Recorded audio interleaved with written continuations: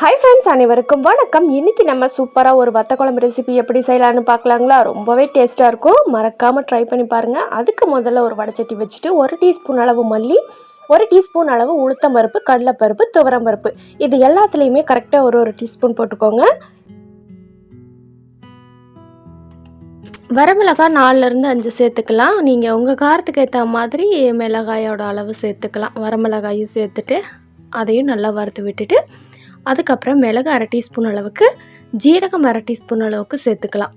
இந்த ரெண்டையும் சேர்த்ததுக்கப்புறமா கடுகு 1/4 டீஸ்பூன் அளவு, அதுக்கப்புறம் வெந்தயம் 1/4 டீஸ்பூன் அளவு, இது எல்லாத்தையும் சேர்த்துட்டு லைட்டாக வறுத்துட்டு, ரொம்ப தீச்சிடக்கூடாது, லைட்டாக வறுத்துட்டு ட்ரையான மிக்ஸி ஜாரில் வந்து நல்லா பொடி பண்ணி எடுத்துக்கலாம். இந்த பொடி வந்து சூப்பராக இருக்குங்க. நீங்கள் சாதத்துக்கு கூட, இட்லி தோசை கூட சாப்பிட்றதுக்கும் நல்லாயிருக்கும். இதை அரைச்சி வச்சுட்டு ஒரு ஓரமாக எடுத்து வச்சிடலாம். மறுபடியும் வந்து அதே வடைச்சட்டி எடுத்துகிட்டு தேவையான அளவு எண்ணெய் சேர்த்துக்கலாம். நீங்கள் நல்லெண்ணெயில் செஞ்சீங்க அப்படின்னாலும் சூப்பராக இருக்கும். இன்றைக்கி நான் வந்து கடலெண்ணெயில் தான் செஞ்சுருக்கிறேன். அது கூட கடுகு சேர்த்துக்கலாம். கடுகு நல்லா பொரிஞ்சதுக்கப்புறமா வெந்தயம் சேர்த்துக்கலாம். ஒரு 1/4 டீஸ்பூன் அளவுக்கு மட்டும் வெந்தயம் சேர்த்துட்டு அது ரெண்டும் நல்லா பொரிஞ்சதுக்கப்புறமா ஒரு கைப்பிடி அளவு சின்ன வெங்காயம் சேர்த்துக்கலாம். இந்த குழம்புக்கு வந்து சின்ன வெங்காயம் ரொம்பவே சூப்பராக இருக்குங்க. மறக்காமல் சின்ன வெங்காயமே சேர்த்துக்கோங்க. அதுக்கப்புறம் வந்து 10லேருந்து 20 பல் சின்ன சின்ன பூண்டு உரித்து வச்சுருக்கிறேன், அதையும் சேர்த்துக்கலாம். பெரிய பல்லாக இருந்துச்சு அப்படின்னா வந்து நீங்கள் 10 பல் வந்து கட் பண்ணி போட்டிங்கன்னா கூட சூப்பராக இருக்கும். இதெல்லாம் ஓரளவுக்கு நல்லா வதங்கட்டும். அதுக்கப்புறம் வந்து இதில் பழுத்த தக்காளியை வந்து 2 தக்காளி மிக்சர் ஜாரில் சேர்த்து அரைச்சி வச்சுருக்கிறேன், அதையும் சேர்த்துக்கலாம். அதுக்கு முன்னாடி ஒரு அரை பெரிய வெங்காயம் கட் பண்ணி வச்சுருக்கிறேங்க, அதையும் இதில் சேர்த்துருக்குறேன். நீங்கள் பெரிய வெங்காயம் ஆப்ஷனல் தான், வேணால் சேர்த்துக்கலாம், இல்லைன்னா ஸ்கிப் பண்ணிடலாம். அப்புறம் வந்து இப்போ நம்ம வத்தல் சேர்த்துக்கலாம். நான் இன்றைக்கி மிளகு தக்காளி வத்தல் தான் சேர்த்துருக்குறேன். இதுக்கு பதிலாக நீங்கள் கத்திரி வத்தல், சுண்டை வத்தல் எது வேணால் சேர்த்துக்கலாம். கூடவே கொஞ்சம் கருவேப்பிலை, 2-3 கொத்து ஃப்ரெஷ்ஷான கருவேப்பிலையும் சேர்த்துட்டு அதையும் நல்லா வதக்கி விட்டுடலாம்.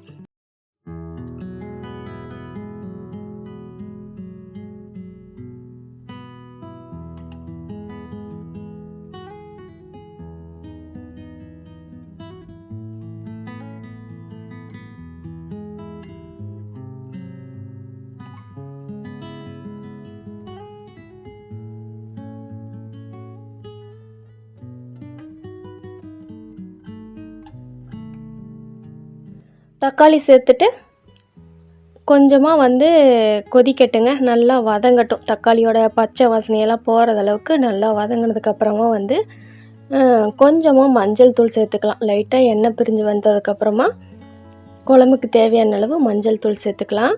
நீங்கள் குழம்பு நல்லா ரெட் கலரில் வரணும் அப்படின்னா இந்த ஸ்டேஜில் நீங்கள் காஷ்மீரி மிளகாத்தூள் சேர்த்துட்டிங்க அப்படின்னா குழம்பு வந்து ரொம்பவே ரெட் கலரில் வரும். தேவையான அளவு கல்லுப்பு சேர்த்துட்டு மஞ்சள் தூள் சேர்த்துக்கலாம். அதுக்கப்புறமா நான் வந்து புளி ஏற்கனவே ஊற வச்சுருக்கிறேன், அந்த புளியை வந்து நல்லா கரைச்சிட்டு இதில் சேர்த்துக்கலாம். லெமன் சைஸை விட கொஞ்சம் பெரிய சைஸாகவே ஊற வச்சுருக்குறேங்க புளி. அந்த புளி தண்ணியும் இதிலேயே சேர்த்துக்கலாம்.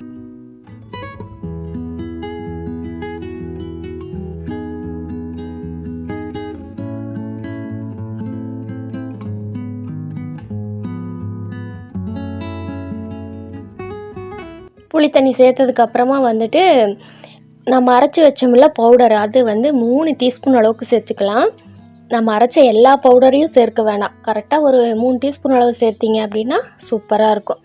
இந்த பவுட்ரு வந்து சூடான சாப்பாட்டில் கொஞ்சமாக எண்ணெய் விட்டு இந்த பவுட்ரு போட்டு லைட்டாக உப்பு போட்டு சாப்பிட்டு பாருங்கள், செம்ம டேஸ்ட்டாக இருக்கும், நல்ல மணமாக இருக்குங்க. இது வந்து புளிக்குழம்புக்கு, எந்த வகையான புளிக்குழம்புக்குமே பயன்படுத்தலாம். அதுக்கப்புறமா கொஞ்சமாக நாட்டு சக்கரை, ஒரு 1/2 டீஸ்பூன் அளவு நாட்டு சக்கரை சேர்த்துக்கலாம். நாட்டு சக்கரை இல்லாத பட்சத்தில் வெல்லம் இருந்து சேர்த்துக்கலாம், அதுவும் ரொம்பவே சூப்பராக இருக்கும். இதெல்லாம் சேர்த்துட்டு எண்ணெய் பிரிஞ்சு வர அளவுக்கு வந்து நல்லா கொதி வந்துச்சு அப்படின்னா நம்மளோட சூப்பரான வத்த குழம்பு, கல்யாண வீட்டு ஸ்டைல் வத்த குழம்பு சூப்பராக ரெடி ஆயிரும்.